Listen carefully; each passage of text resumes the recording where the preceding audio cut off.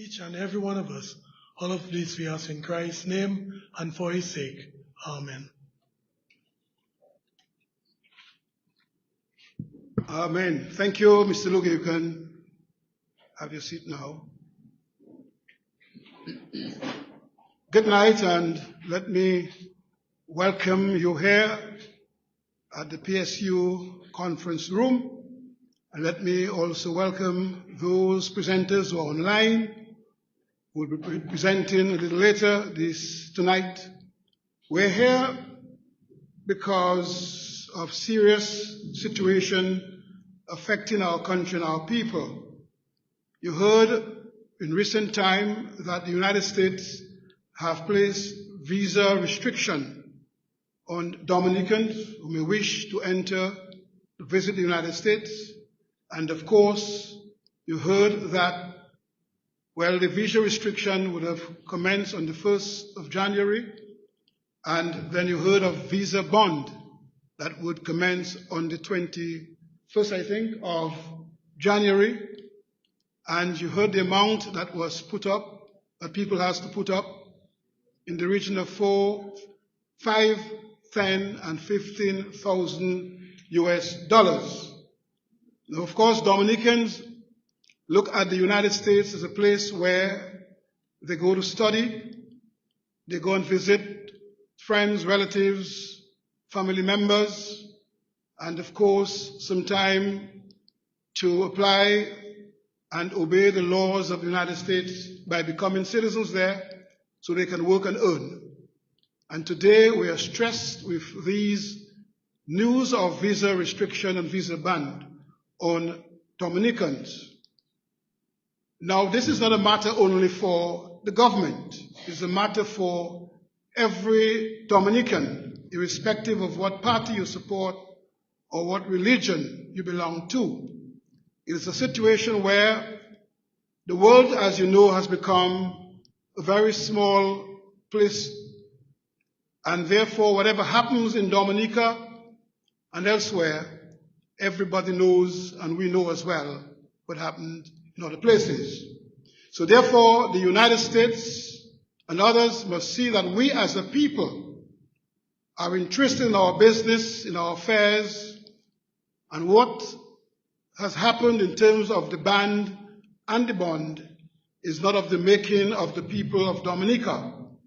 And therefore, we as Dominicans must demonstrate openly and willingly to the world that we are not happy about this, and so on. Some may want to put their party before their country, but it's always wise to put your country before your party. Party comes, party goes, but your country remains, and so on.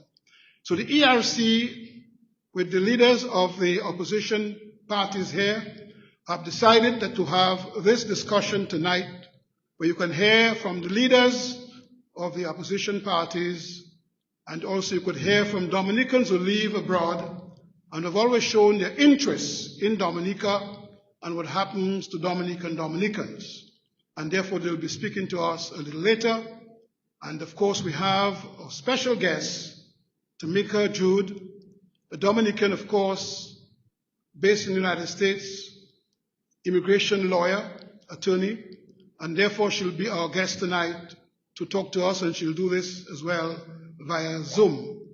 So I think we're going to have a good night tonight. You listen, and I also want to welcome those of you who are listening in Radio Land, and those of you on other platforms like DNO is here with us tonight, and other platforms are here, and Emonews as well are here with us. So of course, what we do here, and DBS is here as well, what we do here will go far and wide, because it is not a partisan political matter. It is a matter for a people that is affected by this decision. And also we'll talk about the fact that the Prime Minister has, based on what he said to us, has agreed with the United States to accept third country deportees into our country. And no preparation has been made for this, and so on. So there are a lot we'll talk about tonight. And to start up tonight, we will invite who is on Zoom as well, Crispin Gregoire, who is a Dominican, who is well versed with diplomatic matters. He served as Dominica's ambassador to the UN. He's well connected in the United States, in Washington, and knows a number of those persons there who are in position, who are in authority.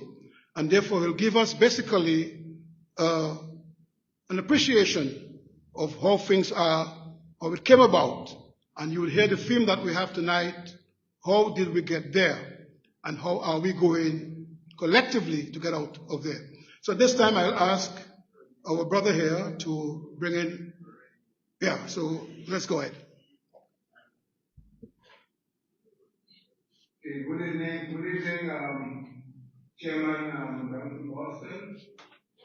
Good evening to all of the members of the ERC, Electoral Reform Coalition. Good evening to our special guest, Dominica, Jude, and everybody else who will speak this evening.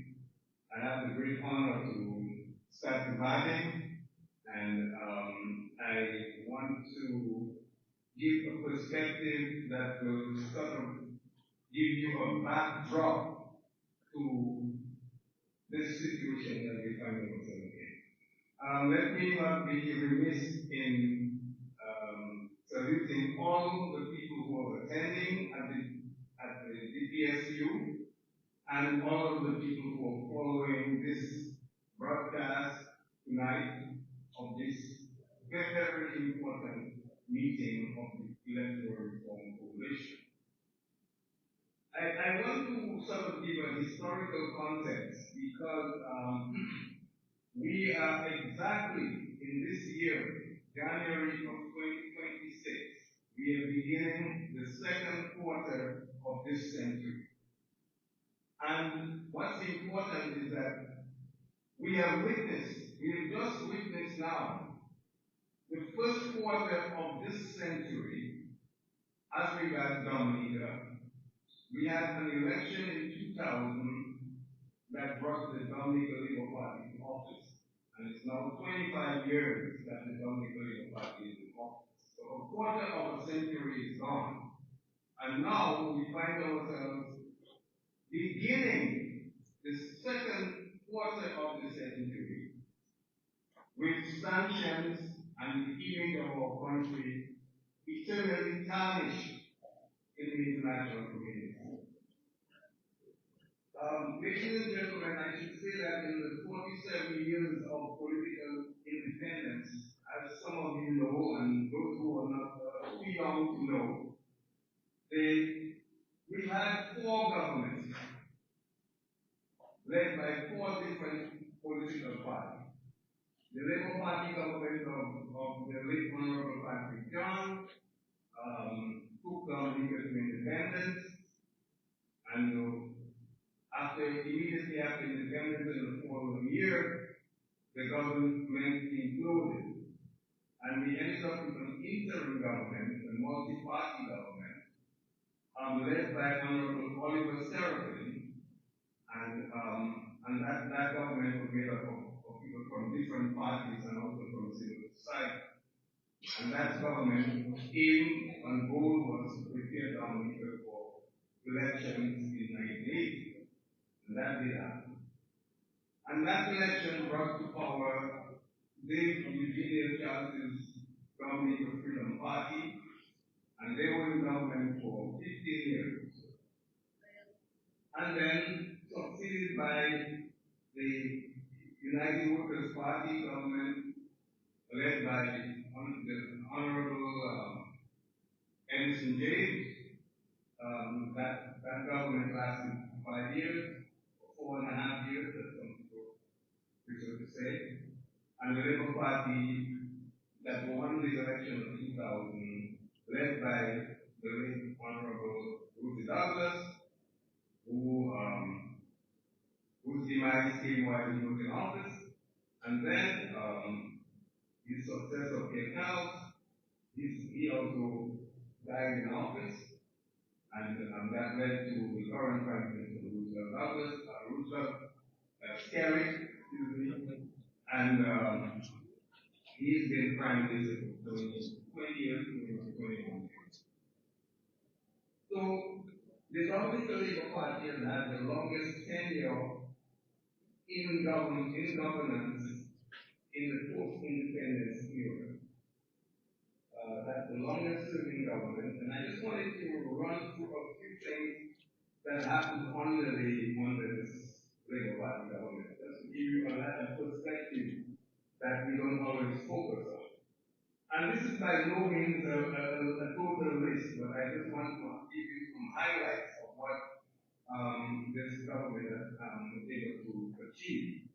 First, they ratified the Inter-American Charter on Democracy, and that happened under Prime Minister Dominica, the Dominica right there.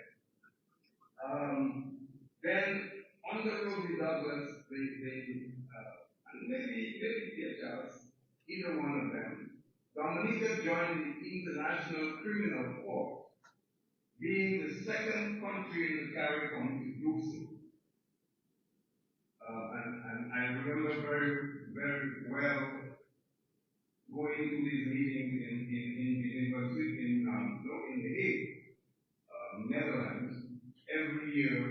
The time I was the ambassador to the UN, I was also the representative of the International Criminal Court, and it was quite an honor, I should say. Then Dominica adopted in 2004 the One China policy of the Dominica government. Then there was an expansion of diplomatic relations in all regions of the world, and that has gone on for the last 25 years. Dominica was the first country in the CARICOM to join the Bolivarian Alternative for the Americas, called ALBA, the acronym, and the Petrocaribe program of the Venezuelan government. Further, Dominica's economic citizenship program, which started under Prime Minister David Charles, that program actually went through different iterations. One of them is under the United Workers' Party. They introduced what was called the Re-Engineered Economic Citizenship Program, pivoting the focus of the program towards Eastern Europe and Russia. And that grew, and then when this government came into office, they continued to build the economic citizenship program until we reached a point where it allowed for an agreement with the countries that of the area called Schengen in Europe. There are 27 countries in Schengen, and it allowed us visa-free entry into Schengen countries. So we could travel to Schengen countries without visa. And that's important for the citizenship program because that allows it to grow significantly in leaps and bounds. And then I should mention that during this time of this government, with Dominica improved its air access, first with night landing, and then now with direct flights to the US, I think is a significant important development. And our tourism numbers have shown a growing trend since Hurricane Maria. So, could be much higher, and I think that more marketing needs to be done, particularly in Europe. But our numbers are growing. And then, but there are concerns, especially with the CDI, with a total dependence now, or almost a near total dependence, where 60% of our national budget comes from the CDI program. And that is a real serious concern. And then I wanted to mention something significant that happened. That since 1979, the year after we got independence, we recognized the self-determination and independence of a country called Western Sahara, which remains to this day the last colony in Africa. It used to be a Spanish colony. We've always supported the independence. One good thing, Dominica opened its doors to Haitian refugees, but I think we could actually open the doors to a little more to Haitian refugees. And that we signed a protocol. I want to talk quickly now to pivot to where we are and where we found ourselves very recently. December 2025 and January 2026. Ladies and gentlemen, listening and following this program, I want to tell you, and some of you already know that on the 16th of December 2025, President Donald Trump of the United States, in his proclamation entitled Restricting and Limiting the Entry of Foreign Nationals to Protect the Security of the United States. That is the title of the proclamation. And the thing that struck us about that proclamation is that Dominica is mentioned in the proclamation. And the specific mention in the proclamation is that Dominica is now a country that is banned for travel by the United States. And that is travel from Dominica to the United States, not severely restricted. And I know that our guest speaker will speak in great detail to this proclamation. But in addition to the proclamation, the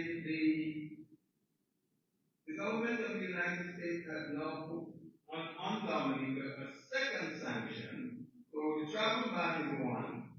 The second sanction is that a bond is required for visa applicants from Dominica and Antigua and Barbuda, effective the 21st of January 2026. That's coming very soon. The proclamation of the 16th of December put the travel ban on Dominicans from the 1st of January. I just wanted to note that. What was the expanded visa bond policy?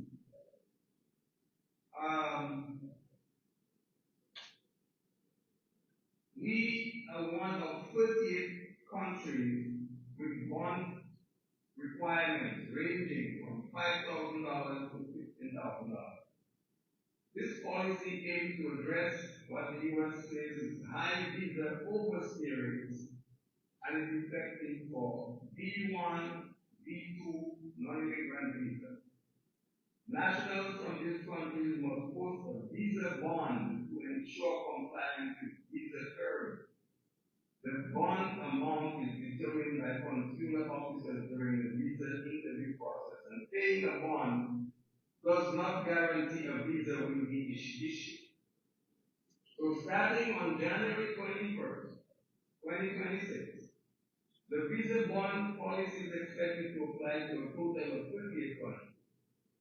Several of these nations being added to the visa bond also fall under the Trump administration's partial travel ban.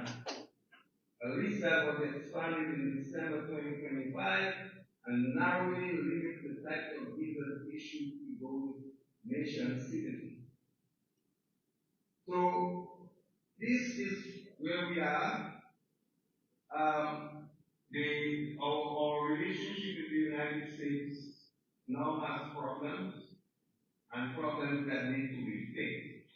And I'm sure the special guest will speak specifically to how this is affecting Dominicans at home and in the United States. Ladies and gentlemen, let me conclude by saying that we need to attach great importance to this development, because our country is now singled out as a pariah state.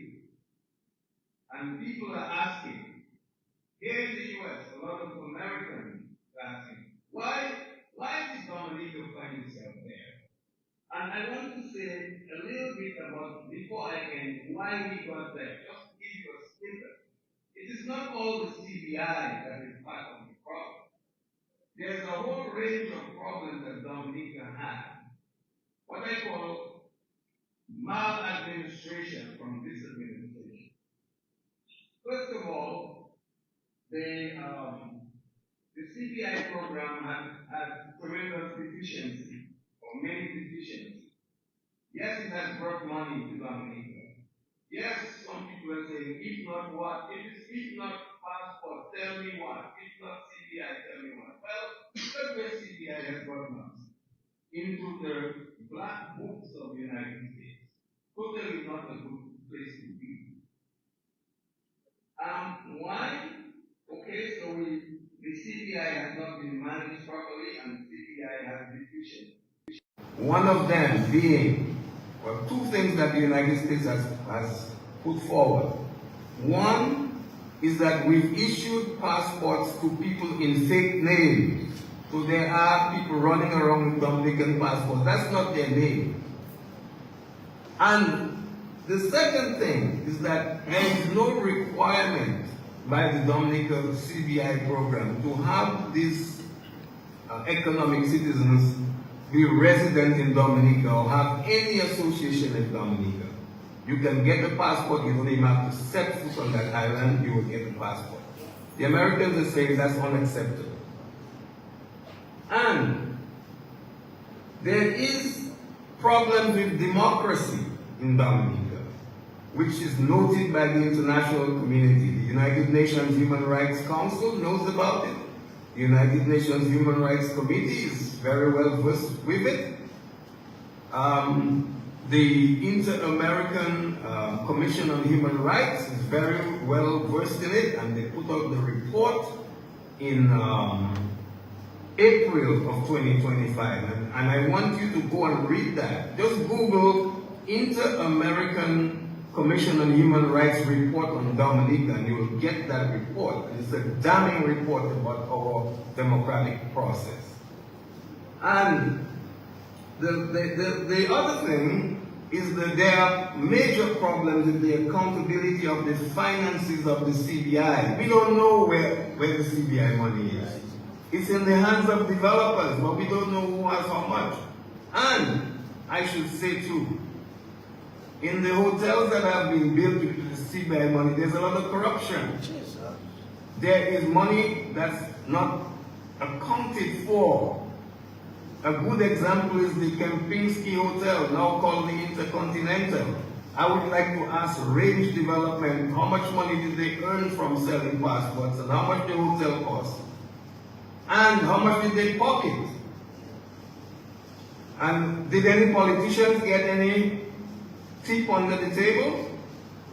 These are the kind of questions that need to be answered. And I want to highlight one last thing, Mr. Chairman, before I end.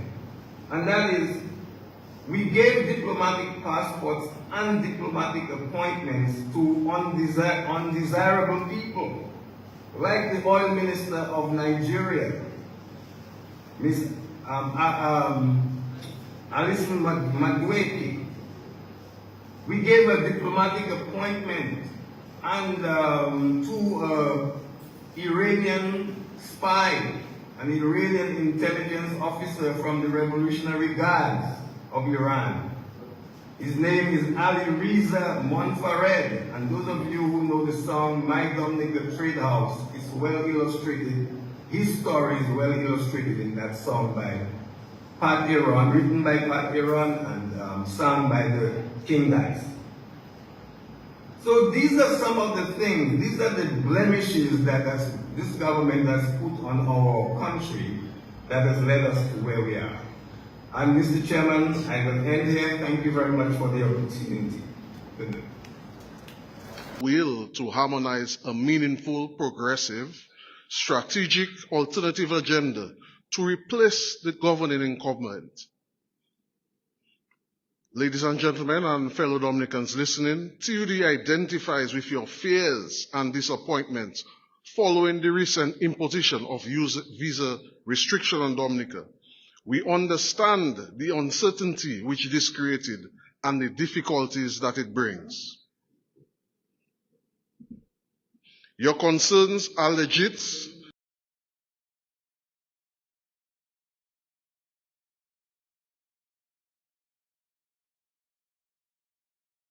merited, and we see a path towards resolving. What good is that going to do? No amount of politicking by any one of us will absolve us from the present predicament. The only and best resolve that we need to do is put a new government in place. Ladies and gentlemen and fellow Dominicans listening, you are prepared to elect a fresh group of administrators. And of course, I would like to present TUD for responding to the call. We do not point fingers, and we do not wallow in a conundrum of blaming and shaming. We are aware that what Dominicans need now, more than ever, is hope. With hope, anything and everything is possible. We hear you, Dominica. We know that you are fed up and you have had it with the political narratives. You had it with the politics of yesteryear and you just want progress. TUD joins you in this quest. We are a party of hope, unity, and progress. Now here is what we can do. Let us put our efforts and energies into changing the current government. When we do, Dominica's visa status will be restored. We will renegotiate the arrangement which the current government has made. We will ensure that the country works for all. Of course, we will streamline Dominica's CBI program in a way that the program benefits Dominica and Dominicans more than it currently does. We will establish greater relations with our immediate neighboring countries, north and south of Dominica, that is Martinique and Guadeloupe. And we will forge bilateral and mutual arrangements with the US, Canada, the UK, and other countries of Europe, China, and the other countries in the Pacific realm. Cuba, Venezuela, and our sister islands in Latin and Central America, and of course we will restore credibility in Dominica's citizenship by requiring CBI citizens to reside on island and invest in the productive sector, culture, agriculture, music, of course, our bouyon and calypso, and our other various entertainment, nature, agro-tourism, and we will create a new frontier of economic prosperity supported by the establishment of more family units and a housing revolution to address the issues associated with the current housing revolution. Dominicans, to fix this predicament, it's easier than we think. We simply need to replace the government officials with people who have fresher and more progressive ideals and will restore the fortunes of our blessed nature isles. The issue of third country US deportees, of course, it's serious. But we believe that our government had little or no choice in the matter. This is mainly due to what some may say are unforced errors with the CBI. However, we cannot go back and expect to move forward. When a new government is elected, we will renegotiate this present arrangement. In fact, you, the people, are the main stakeholders in the country. You will have a say in what the new Dominican government will do going forward. TUD expects that the new Dominican government will satisfy the areas of concern, read the CBI, thus returning dignity and a level of sovereign pride to the Dominican citizenship. Let me end here by reiterating that our efforts should not be spent, our efforts, of course, should be spent on respectful, reasonable, and strategic messaging to the people of Dominica, asking them to return us the political alternative to the office of governance of our country. The bashing, the maiming, the vilification on both sides, that has not worked. We at TUD present a new middle-of-the-road, clean slate political agenda, which is untainted, fresh, serious, and represent the Dominica first principle. In fact, this is why we will establish to bear the Dominica creed of one for each and each for all. Fellow Dominicans, the suffering may endure for a little while, but joy can and will be will be, sorry, I just lost track. Yes, sorry. Joy Cannon will be returned to the people when a new team takes over leadership of our country. It would have been great for the parties to have been meeting in a strategic chamber ahead of this public showcase. In doing so, we would have been able to draw a united statement on the serious issues that confront Dominica and our country. But we, of course, stand ready, willing, and able to join any conscious and reasonable effort geared at addressing Dominica's problem. The only way we are going to achieve meaningful political success under the present circumstances is by combining all of our efforts, our skills, all of our best efforts. Let us hope that other invitations will follow this one. We are ready to serve. Thanks again, Mr. Boston. Your invitation suggests that some progress is being made. Of course, I'd just like to add here that some of our members will be meeting with members of the U.S. government to discuss the present visa issues. And we'll, of course, report to the Dominican public when this is complete. Thank you, and God bless everyone.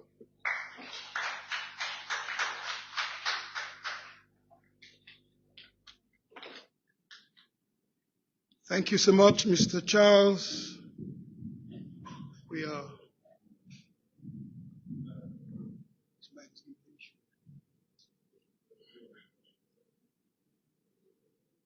Yes.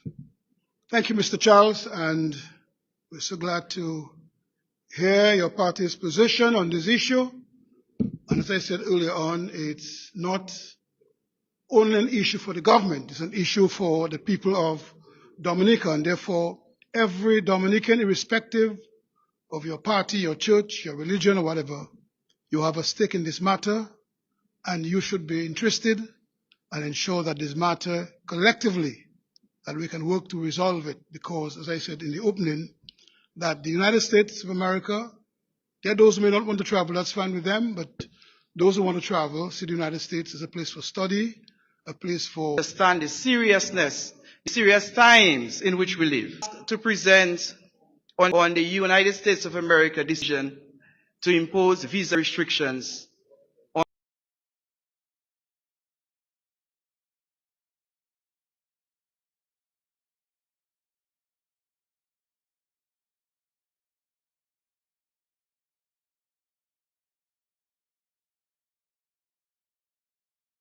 Dominica.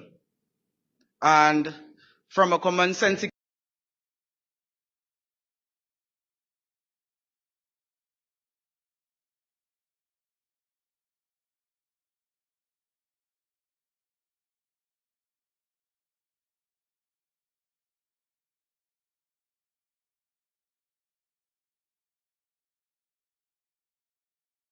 point of view, everybody would appreciate some of the consequences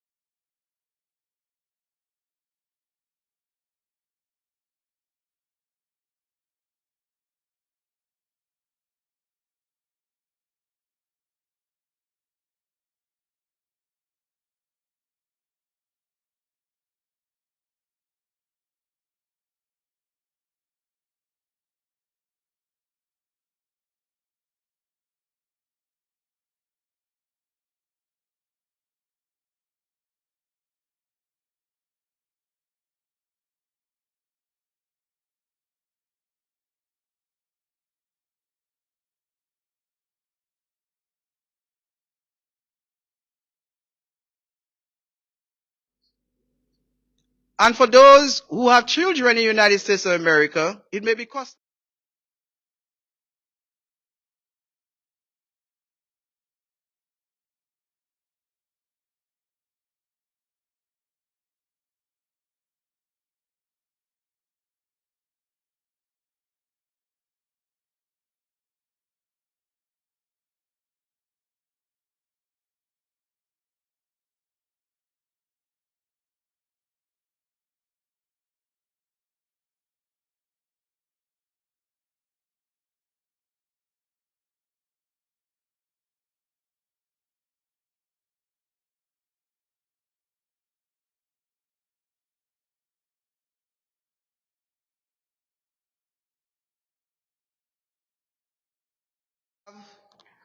Our relatives in the US, or as we say in the diaspora, and they would come home at certain times of the year.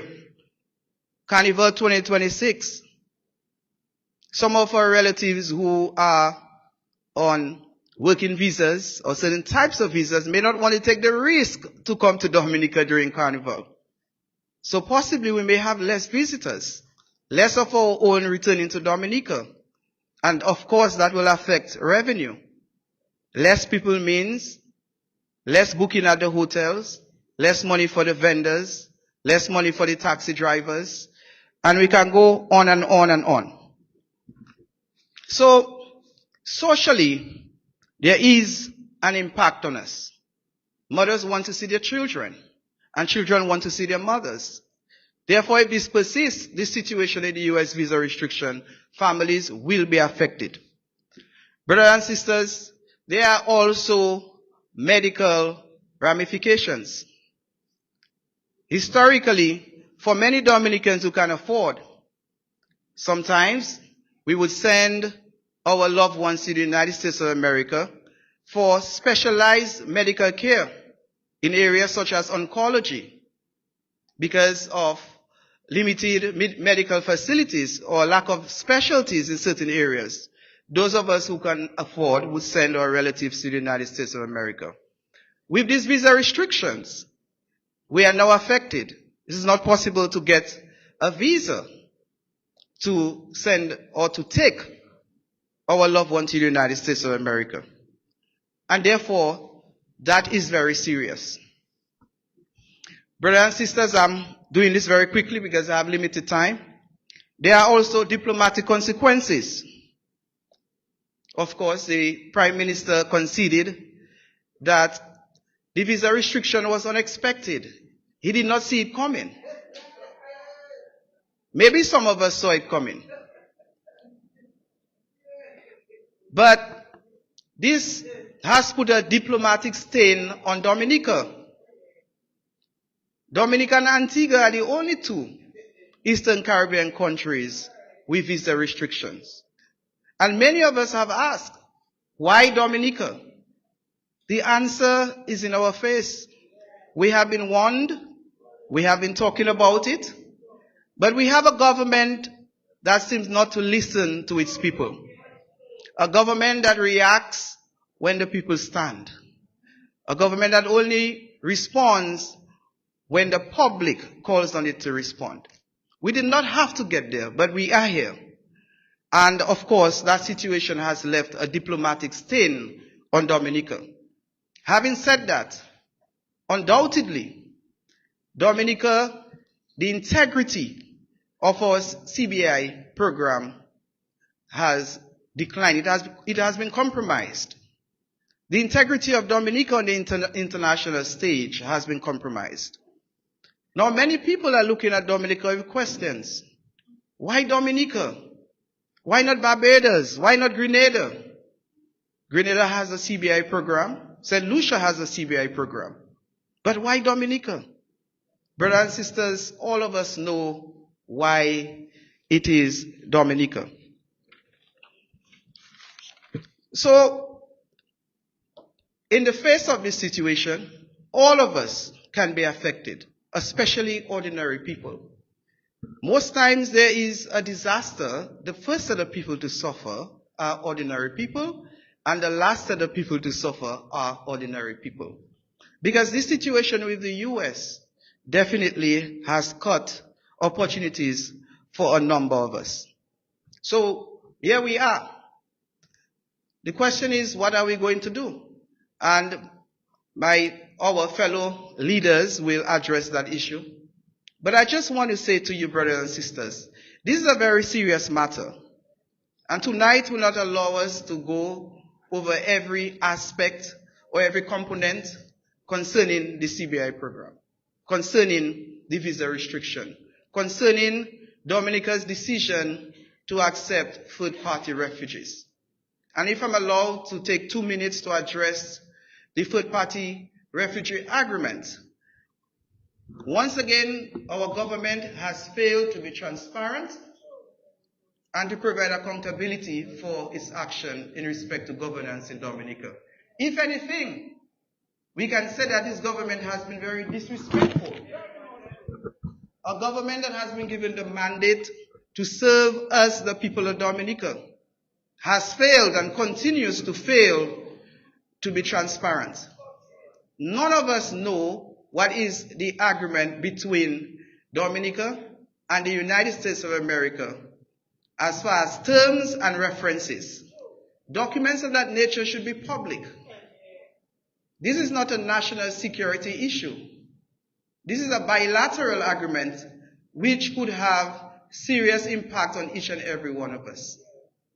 The decision to bring third-party refugees will touch all of us. Where we have agreed to bring in people, we don't know who they are, where they are coming from, what language they speak, what economic provisions were made for them, what housing provisions were made for them. Already this country is saddled with limited resources, and we are struggling in many ways. The average Dominican has difficulty in saving funds. The little monies that he has in the bank is being depleted on a daily basis. And instead this government provides an environment for our growth. It has decided to take in third-party refugees. There are so many questions to ask concerning that agreement. But brothers and sisters, I want to leave this podium here tonight by asking you to continue to fight for Dominica. Oftentimes, I myself ask, is it worth it to fight for this country? Is it worth it to fight for people who seem to be in slumber? When you go to public meetings, you seem to be seeing the same faces, the same people, the same patriots. This country belongs to us, and we are going down a precipice. And though we may be few in numbers for now, because a number of Dominicans may be fearful in speaking out, fear of victimization, but for those of us who are prepared to stand, let us continue to stand. The change is coming. The change is coming, brothers and sisters. It must come. We cannot and ought not to allow this government to stay in office when the next general election is due. So, brothers and sisters, let us keep going. Let us stay in the struggle. Let us keep fighting. It is worth it to fight for Dominica. I love you and have a good night.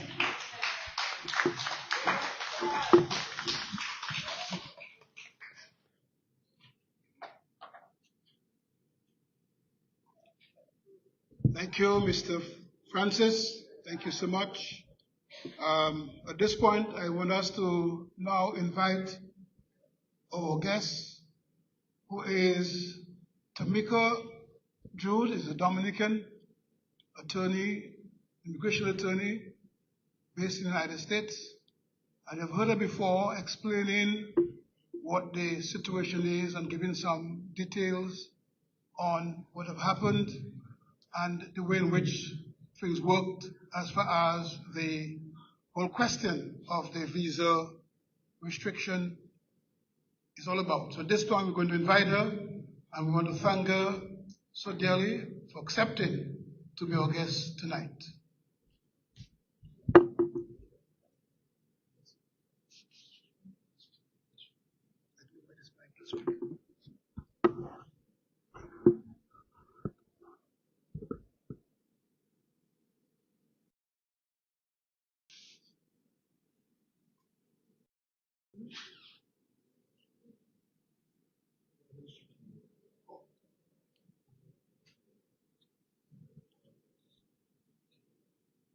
Yes, you can go on right away,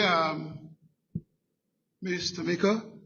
Can you hear me? Yes, we can hear you. Okay. Yes, I was saying I am happy that I was given this opportunity to speak here this evening. I am a U.S. immigration attorney by profession. I am Dominican, born and raised, not an imported Dominican, a real Dominican. And I have seen firsthand the impact that the restrictions have had on Dominicans. Just so that we have a little bit of context here, initially, the United States announced that they were gonna do a visa ban. That happened previously when President Trump was in office, and the ban was removed. Dominica was nowhere on the radar of the list. There was no indication that Dominica would ever be on that list. However, in June of 2025, a list was leaked, and Dominica was on that list, and part of the reasoning on that was that there were some issues with the CBI program. At that time, we were told that there was no truth to that, and I, of course, had to reassure clients and reassure people that Dominica was not on the list, because people were very worried. In December of 2025, we unfortunately got the news that Dominica was indeed added to the list with a partial ban. That means that the U.S. has decided that, based on the issues that they have identified with the CBI program, they do not trust the Dominican passport. So, because of that, they decided that they would put a partial ban. They would not be issuing certain visa types. In immigrant visas, the immigrant visas are visas for getting a green card. So an immigrant visa would be like a child filing for a parent filing for a child, spouse filing for another spouse. So those visas, being said that they are not going to be issued to Dominicans. With the previous ban that they had in June 2025, there was an exception carved for immediate residents for the immigrant visas. With this new ban, it is stopped. One of the questions I get a lot by people: what if my visa was approved before and my interview is scheduled now? Will I get a visa? The answer is no. Unequivocally, no. There is no having faith. There is no praying to God that there is a approve you. They are not going to approve you.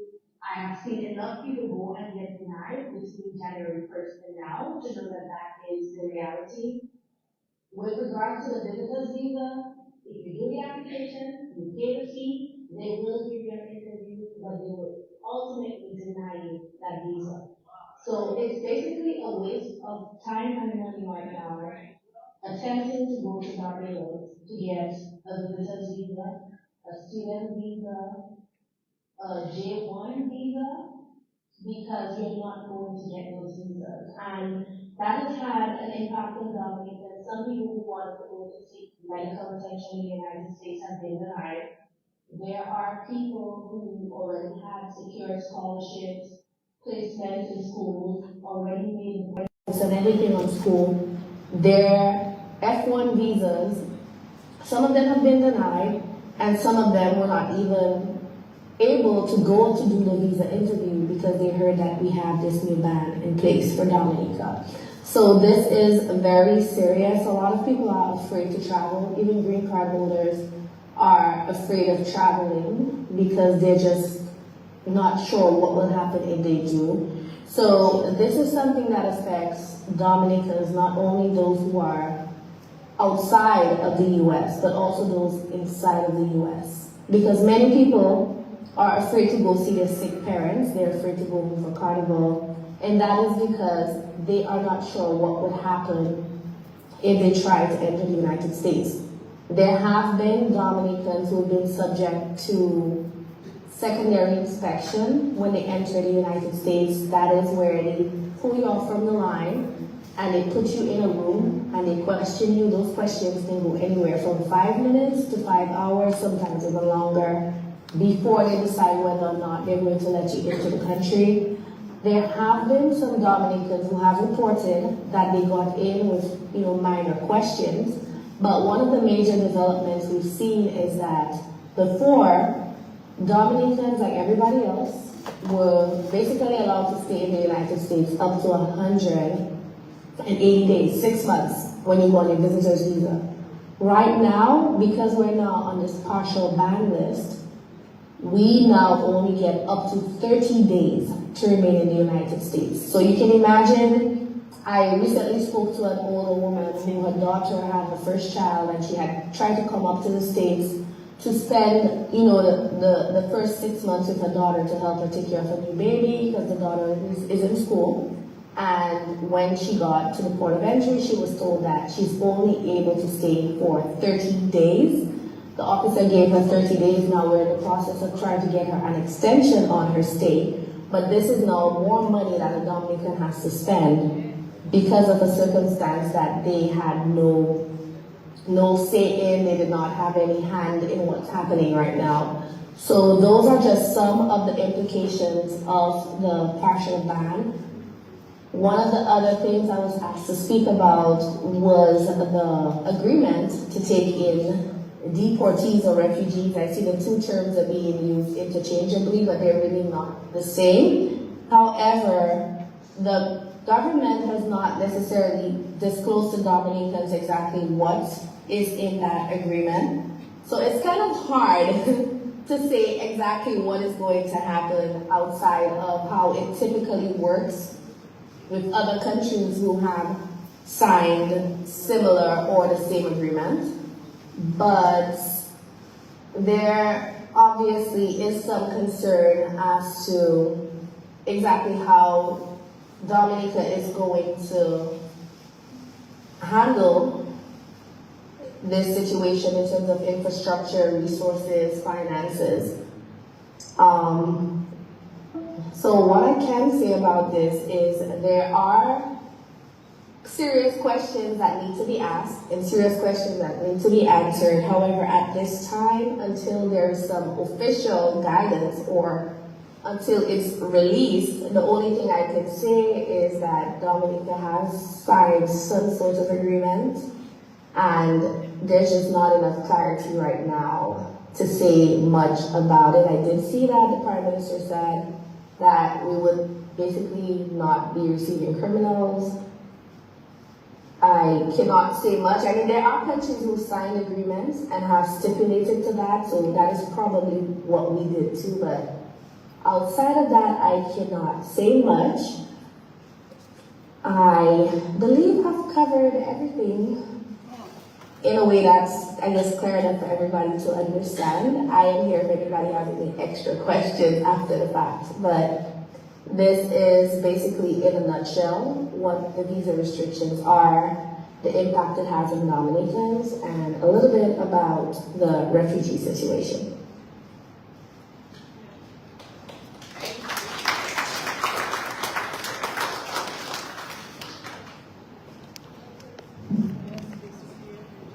Thank you.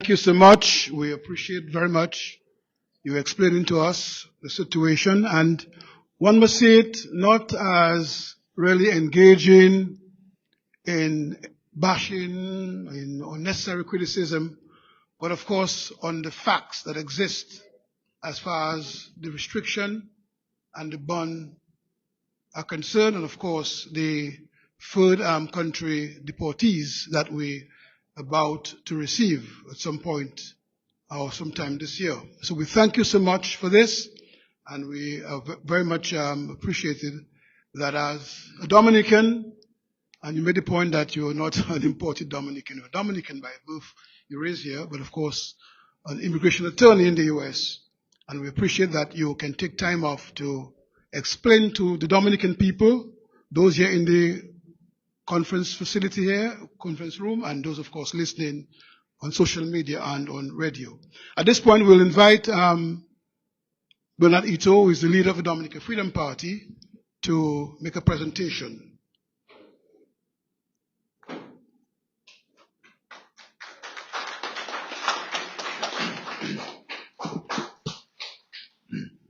Good night, everyone, both in the room and those listening online and in various different media. I know for everyone here, there's probably several dozen online, so we know that we have an audience, whether or not they are physically present. So let's say that I think some protocol has been established in terms of welcoming my fellow panelists, the fellow political leaders, welcoming the media. I think we have established that, and certainly welcoming the Dominicans here in this room. It's all about us and about those online, so welcome.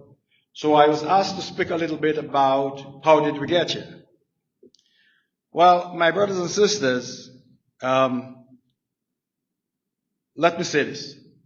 Tonight is not really about politics, as theater. It's about rescue and recovery, right? It's about dignity. It's about a simple question that every Dominican must ask, and that's the question that I said I was asked to address. How did we get here? How? How did we get to a place where our citizens face visa restrictions to the United States? How did we get to a place where our nation is being pressured to accept third country refugees or deportees, it's not even clear, just to regain what was once a matter of trust and respect? How did we get here?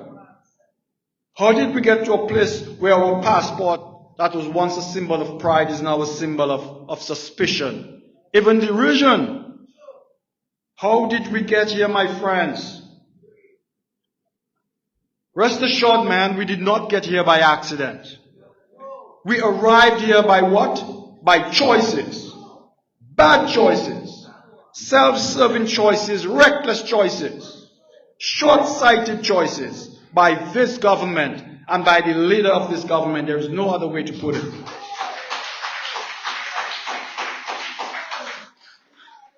We got here because this government chose cash over character. They chose easy money over doing the hard work of building a nation. They chose selling our sovereignty instead of building our productivity. They chose building a passport mill instead of building an economy rooted in ingenuity, discipline, and honest labor. That is what's going on here, my friends. That is what is going on here. That is what brought us here. A messed up mentality of what it takes to develop a country. A lazy mentality of how to develop a country. Dare I say a greedy mentality on how to develop yourself, not a country. And so now what happens? The bill has come due, as it was always destined to do, For no country can sell its identity and expect to keep its dignity. No country can treat citizenship like a product and expect that it to be treated as sacred elsewhere. No country can be a market stall and still be respected as a nation, but that is what we have seen happening and what we have tolerated for way too long. We are not a market stall. We are a country with dignity, with a deep history, with a sense of pride, with our sense of our own civilization, what we want to be. That is what we are. This is what this whole thing is about on this island. We've lost sight of that. We have lost sight of what is really important. And it's really sad, It's a really, really sad reality. So, this was going to happen. It was always going to happen. Now, some people will tell you it's about it's about Maduro, and it's them man want to oppress us, and blah, blah, blah. There is reality to some of the geopolitics. But the point is, where we are today was always going to happen. It has only been expedited by the current geopolitics. But we were always going to get on somebody's ban list at some point. You cannot sell passports like that and expect that it's not going to backfire at some point. And if it was about Trump, why is the European Union now pondering seriously, in fact drafting legislation to ban our passports in the European Union? It was always going to happen. Don't let them fool you, especially the spin doctors out there that telling you, well, Trump don't like us. I'm not saying Trump like us, but it was not about that fundamentally. There are many places that Trump doesn't like that still doesn't have a visa ban. So we have to deal with the reality. We have to deal with the realities in front of us, because a lot of the things that we're being told is not true. All right, so let's get back to it. Our citizenship should never have been treated that way. It's the bloodline of our ancestors, the inheritance of our children, and the accumulated effort of every Dominican who ever lived and dreamed of a proud independent civilization. So I ask you again, how did we get here? We replaced nation building with cash flows that can be diverted in ways that we cannot account for.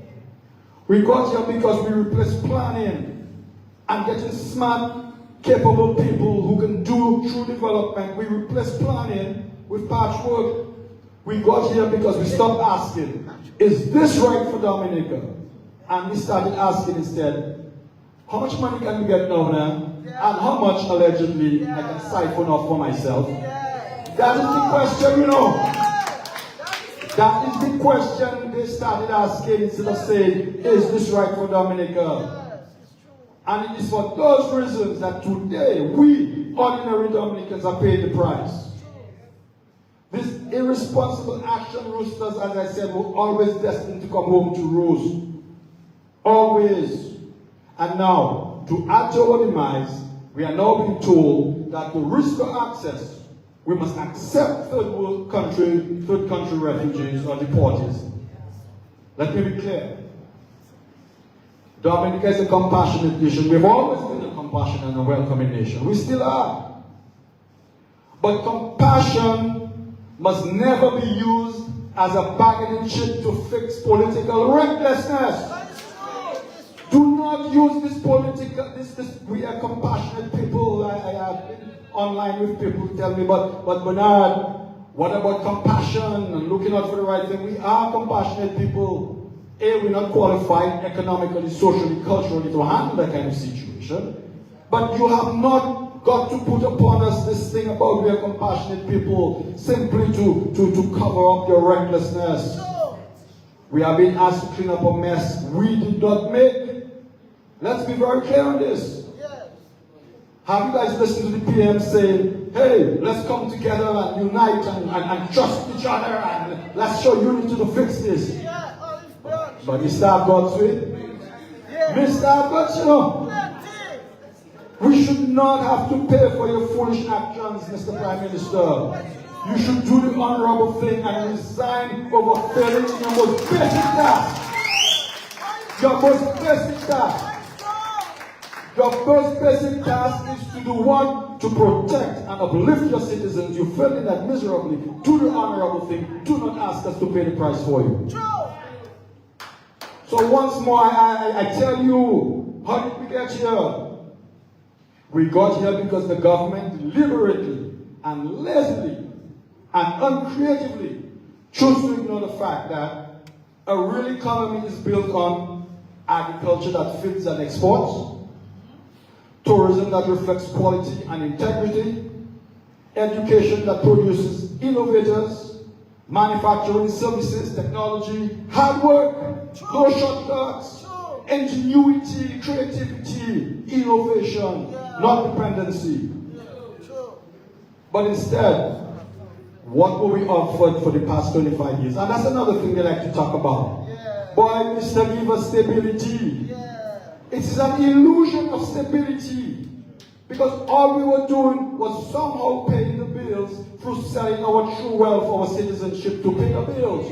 It's an illusion of stability. Stability, allegedly, through selling what should never have been sold. And what happens to all illusions? What happens to all smoke and mirror tricks? They eventually collapse, as they're always destined to do, and as they're collapsing now. So my friends, this is not a policy failure, you know. This is a moral failure, a leadership failure. Leadership is not about how much money you can bring in any way or any fashion. Leadership of a country should be about what kind of country you leave behind and what kind of country has this current government left behind or is living behind. If we do not do something about it. So tonight I ask you, will we continue down the road of expediency or will we return to the road of dignity? Will we remain a nation for sale or become a nation of builders?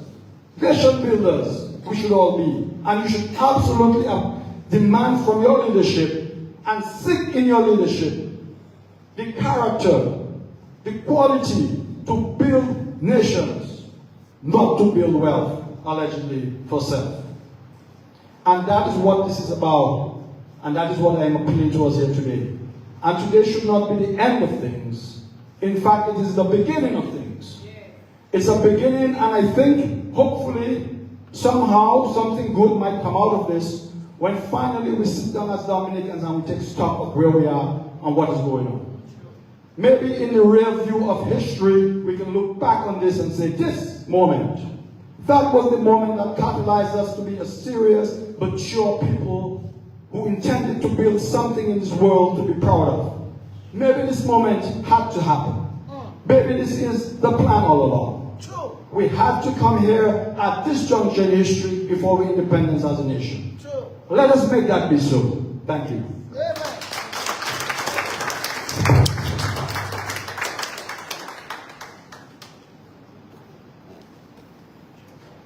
Thank you so much, Bernard. Thank you. As you know, how did we get here? And how are we going to get out of it?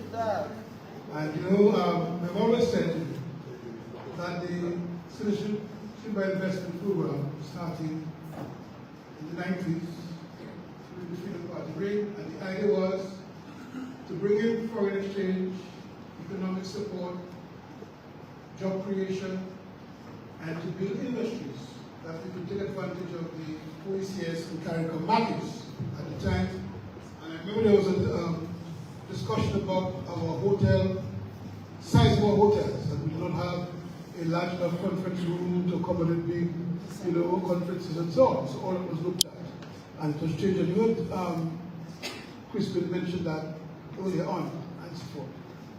Now we went into it where we are now, and there is not the innovation or the creativity to invest in agriculture, in industries and so on.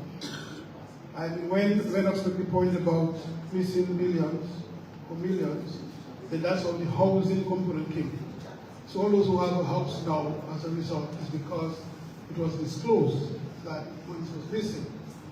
So in all our issues now that we're going through, we cannot look back and say, well, here is the CBI has created jobs and grow our economy.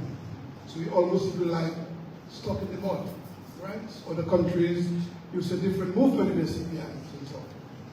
So at this time, let me invite Dr. Thompson Fontaine, the leader of the United People's Party, to make a presentation.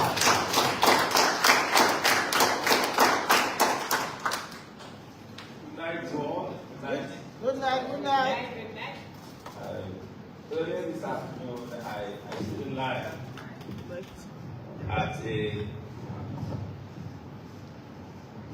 stood in line at a supermarket. I was just about probably 2 persons behind the person that was cashing.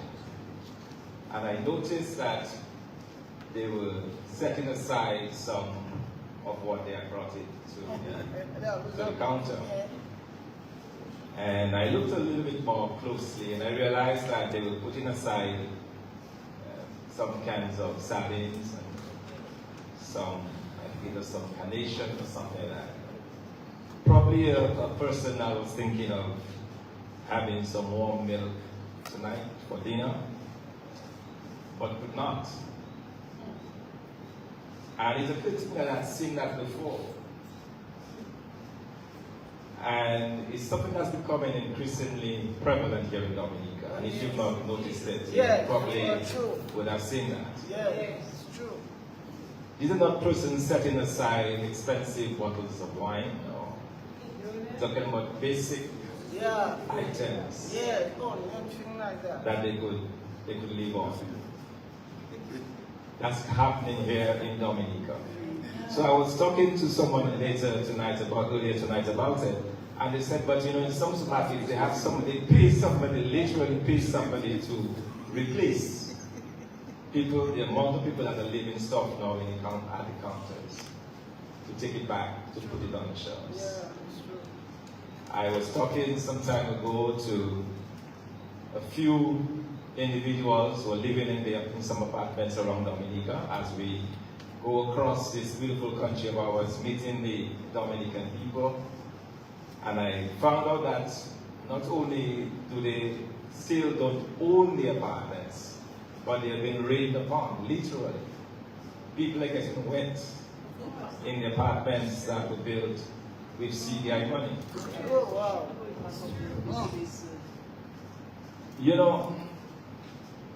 When you think about what's going on in Dominica, the pain and the suffering that have been visited upon our people. We go around, we talk to our farmers, and they complain that they don't have markets for their produce. They complain that they feel neglected by this government. They are not able to make ends meet. I spoke on Sunday morning to a gentleman who told me that he remembered the days of money meeting money when he had as a farmer. He would be literally making thousands of dollars every 2 weeks. And he says now he is struggling. And he says, bro, I'm tired, I'm leaving. I'm going to Antigua or St. Kitts, anywhere. I just need to get out of this country.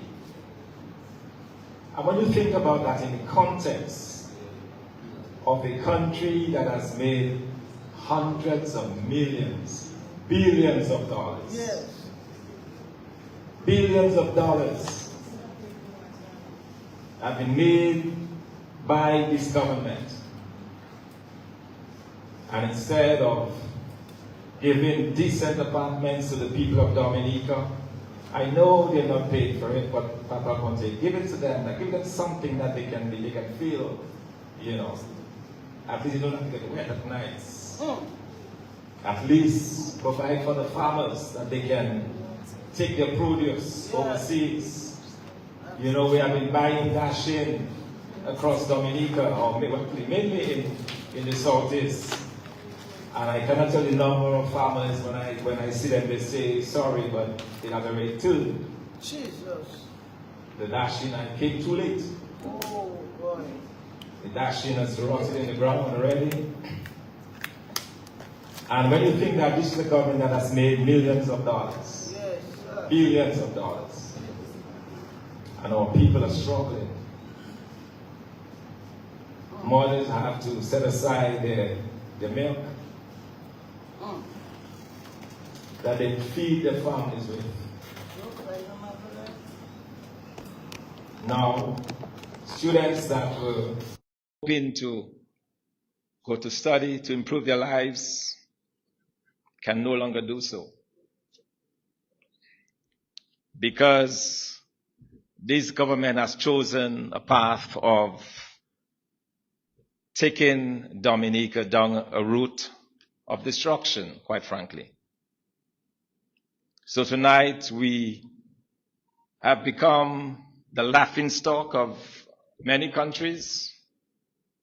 People are wondering, what has these people of Dominica done to deserve the wrath of the United States, to deserve the wrath of the United Kingdom, a country that once considered us one of their best, acquired the Virgin Islands from Denmark. They conceded, in fact, they wanted to annex Dominica to the United States. And there was a big debate in the Dominica Parliament. And Chamberlain, who was the foreign minister at this time, says Dominica should now and forever be British. And a few of the parliamentarians here in our parliament voted not to go with the United States. And when the US could not get their hands on Dominica, they went to purchase the Virgin Islands from Denmark. And that's how St. Croix and Thomas came about. So countries that once talked about Dominica being now and forever British have turned their backs on Dominicans. You now have a